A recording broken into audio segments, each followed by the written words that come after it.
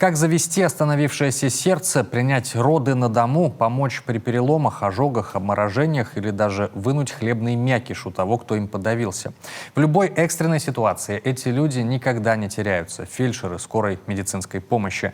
Настоящие профи, от действий которых зачастую зависит жизнь многих людей, особенно когда счет идет на секунды. Алексей Корчма узнал о тонкостях профессии. Вам нужна помощь? Скорая помощь.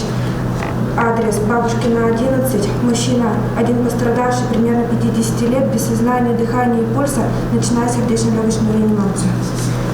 Непрямой массаж сердца, 100-120 нажатий в минуту, искусственная вентиляция легких, делать полчаса. В таком ритме человека можно вытащить с того света. Ирина Бурдакова на скорой работает меньше 3 лет. В смену бывает до 30 вызовов.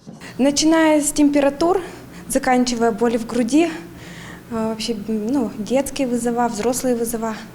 Фельдшер должен уметь оказать первую помощь взрослым и детям. Знания и реакцию молодых специалистов проверяют в региональном центре медицины катастроф. Первый этап – теория, затем практика. В роли пострадавших – манекены. Манекен предназначен для имитации травм, то есть участники оказывают помощь именно пациенту с травмами. То есть на данном манекене они накладывают воротник шанса при повреждениях шейного отдела позвоночника. И при переломах бедра иммобилизируют конечность уже. Ожоги, обморожения, переломы и другие травмы. Фельдшеры знают, как действовать в той или иной ситуации. Правильно сделать укол, принять роды на дому, наложить шину или даже вытащить хлебный мякиш, если человек подавился. Бывают и такие вызовы. Руки в замок, на желудок, на эпигастрий и путем давления, резкого давления, инородное тело должно выскакивать. Да, не выскакивает. Оно, в принципе, довольно тугое, конечно, да. Вот в этом случае оно сейчас выскочит. Ну-ка. Обычно все-таки на боку это используется.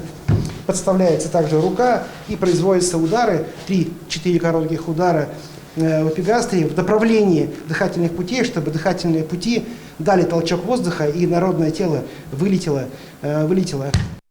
В конкурсе профмастерства молодых специалистов все как на экзамене. Фельдшеры тянут билеты и показывают свои действия в той или иной смоделированной экстренной ситуации. Старшие наставники оценивают и выставляют баллы. Это продолжение доброй традиции, которая зародилась много-много лет назад на Сыктывкарской станции скорой медицинской помощи, когда молодые фельдшеры, которые работают до 3 лет, то есть это совершенно молодые специалисты, демонстрируют свои практические навыки и теоретические знания. Ребята все достойны, все большие молодцы, но, конечно, волнение накладывает отпечаток, волнуются, где-то что-то не всегда получается, но это оценивается не так, наверное, строго, потому что, конечно, основные манипуляции они выполняют хорошо.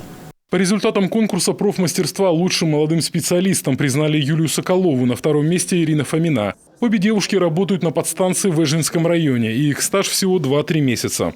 3-е место заняла Екатерина Удалова, фельдшер центральной подстанции Сыктывкара. Алексей Корчма, Иван Богомолов, телеканал Юрган.